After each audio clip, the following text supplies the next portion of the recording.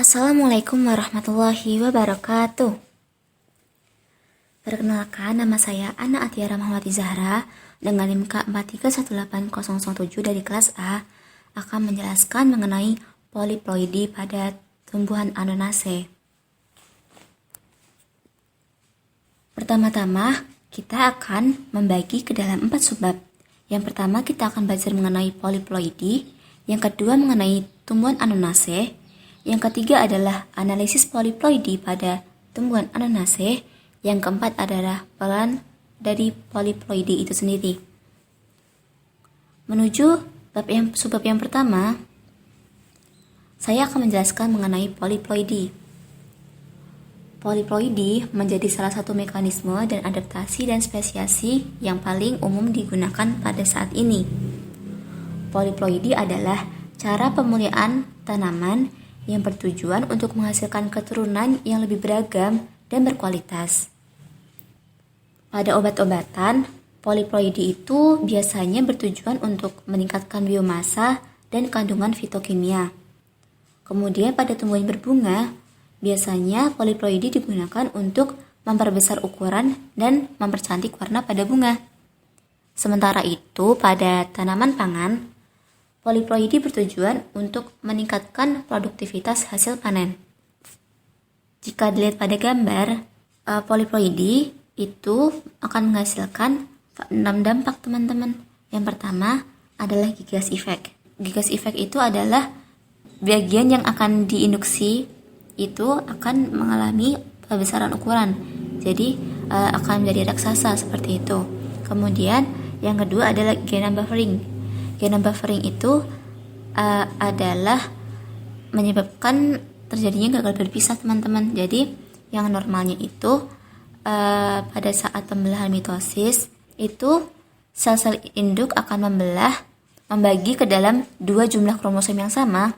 Maka jika dilakukan mekanisme poliploidi, maka akan terjadi gagal berpisah. Jadi tidak seimbang pembagian kromosomnya. Terus yang ketiga adalah heterosis. Heterosis adalah kondisi di mana hasil anakan itu berbeda dari kedua induk yang disilangkan. Kemudian ada heterozygosity.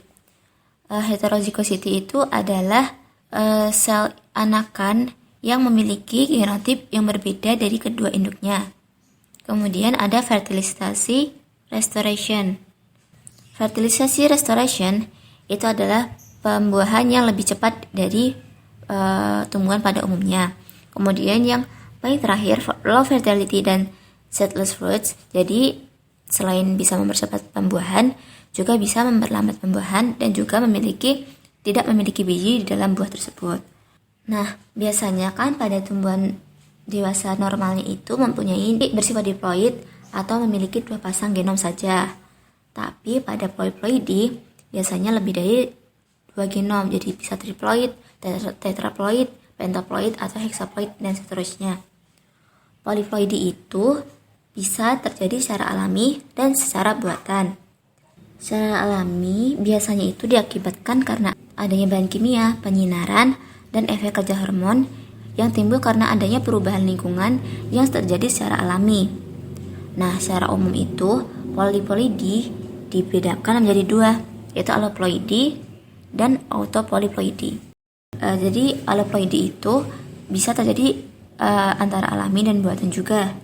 Nah, apa sih aloploidi itu? Alopoliploidi adalah tipe di mana keadaan sel itu mempunyai 1 atau lebih genom dari genom normal, dan di mana pasangan kromosomnya itu tidak homolog.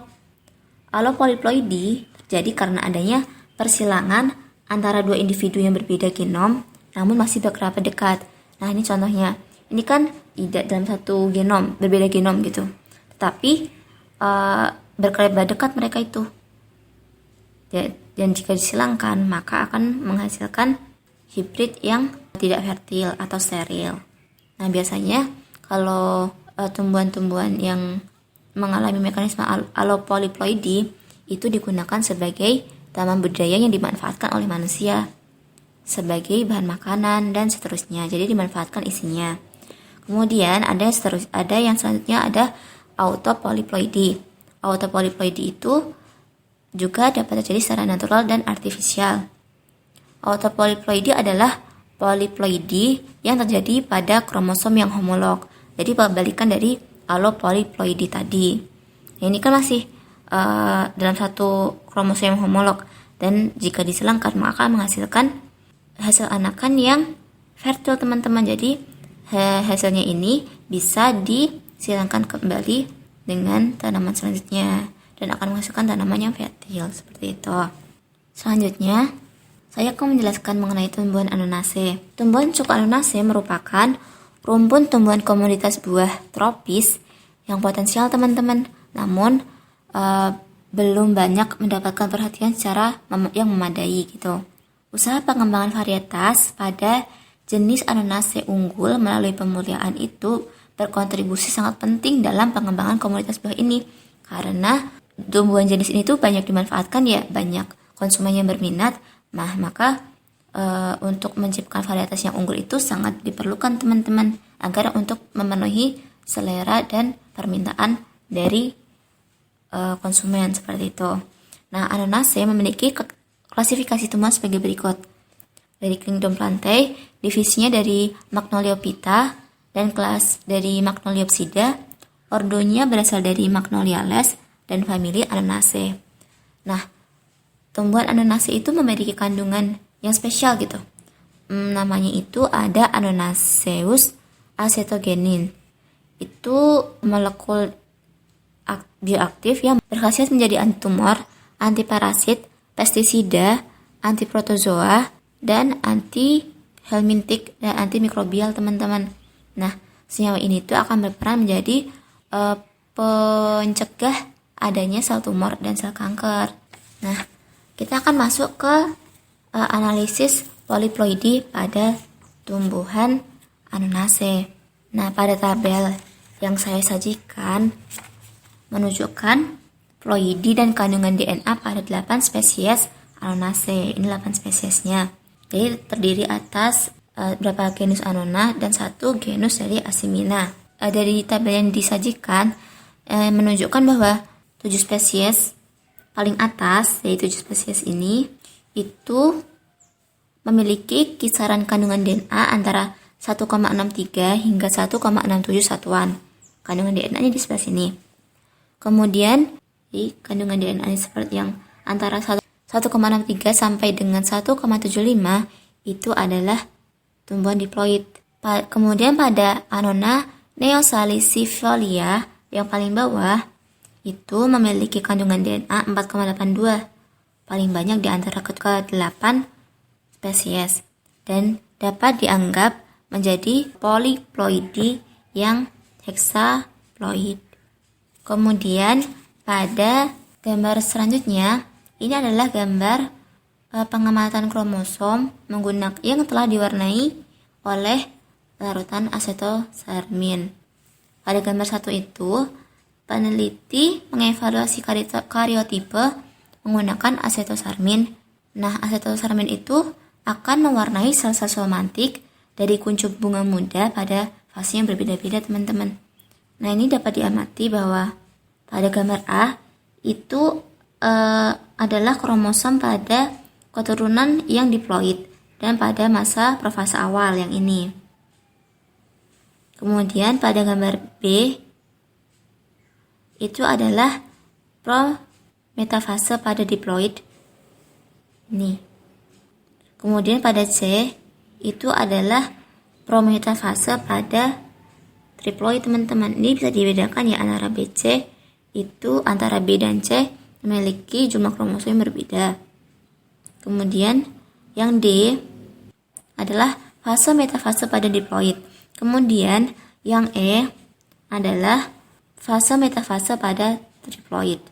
Kemudian yang F itu adalah kromosom pada triploid pada saat awal anafase. Kemudian pada huruf G ini adalah anafase terakhir pada tumbuhan diploid. Dan pada H dan I itu adalah telofase pada diploid. Jadi bisa disimpulkan ya. Jadi yang diploid itu ada A, kemudian ada B, kemudian ada D, kemudian ada G, dan kemudian ada H dan I. Jadi teman-teman, sementara yang merah itu yang ini dan ini, C, D, C, E, dan F adalah pengamatan kromosom pada triploid. Jadi teman-teman bisa melihat bahwa terdapat perbedaan jumlah kromosom yang terlihat pada keduanya. Kemudian selanjutnya ada dari analisis, ada DAPI staining. Jadi DAPI ini mewarnai sel kromosom somatik yang menunjukkan pembuktian dari ploid pada tabel awal tadi. Jadi diamati pada ini, yang huruf A ini adalah huruf A adalah diploid dari Annona serimola. Kemudian yang B adalah diploid dari Annona squamosa. Kemudian yang C adalah diploid dari Annona atemoya. Kemudian yang D adalah tetraploid dari Annona glabra. Kemudian yang E adalah hexaploid dari Annona neosalicifolia, seperti tadi yang dijelaskan di awal tabel. Kemudian F itu adalah diploid hibrid. Kemudian yang G adalah triploid hibrid. Kemudian yang H adalah persilangan antara Annona serimola dan Annona squamosa. Nah, dari sini itu dilihat Annona serimola dan Annona squamosa itu diamati dengan analisis aliran sitometri. Kemudian Annona muricata menunjukkan 14 kromosom somatik. Pada Annona glabra itu terdapat 28 kromosom, membuktikan bahwa 28 kromosom itu terdapat pada level ploidi 4X. Kemudian pada Annona neosalicifolia itu hexaploid yang menunjukkan terdapat 42 kromosom. Dengan demikian, analisis karyotipe dan aliran sitometri mengungkapkan bahwa jumlah kromosom dasar dari Annona itu adalah 7. Jadi, jika normalnya diploid itu adalah 2N, jika diploid itu adalah 2N, maka 2N itu adalah 14. Sementara jika haploid, maka haploidnya adalah 7. Kromosom dasar pada Annona C itu adalah 7. Kemudian selanjutnya adalah perbandingan ukuran butir polen. Jika dilihat dari tabel, yang tabel frekuensi itu adalah merupakan tabel distribusi polen. Kemudian pada yang A dan B itu merupakan distribusi polen dan gambar polen pada Annona squamosa yang tidak memiliki biji. Kemudian C dan D itu menunjukkan keturunan dari diploid. Kemudian E dan F adalah keturunan dari triploid. Kemudian G dan H menunjukkan keturunan dari persilangan antara Annona serimola dan Annona squamosa. Selanjutnya, analisis poliploidi pada perkecambahan polen. Nah, di sini dijelaskan bahwa peneliti melakukan kuas yang dengan pewarna aniline blue pada stigma Annona serimola. Nah, ini menunjukkan bahwa perkecambahan germinasi polen pada Annona serimola. Yang A ini adalah perkecambahan pada polen yang diploid. Kemudian yang B adalah perkecambahan pada tetraploid. Kemudian yang C adalah perkecambahan pada. Nah, selanjutnya ke peran poliploidi khususnya pada tumbuhan Annona. Jadi penelitian yang telah dilakukan itu didapatkan kesimpulan bahwa poliploidi pada tumbuhan Annona itu menyebabkan gagal berpisah pada sel yang menyebabkan perbesaran ukuran pada sel, kemudian keragaman alel yang lebih tinggi, dan kemungkinan untuk munculnya fungsi baru dari gen yang terduplikasi. Ketika akibat itu tentu berpengaruh pada hasil panen pada buah Annona. Berikut adalah referensi yang saya gunakan. Sekian presentasi dari saya, semoga bermanfaat. Terima kasih atas perhatiannya. Wassalamualaikum warahmatullahi wabarakatuh.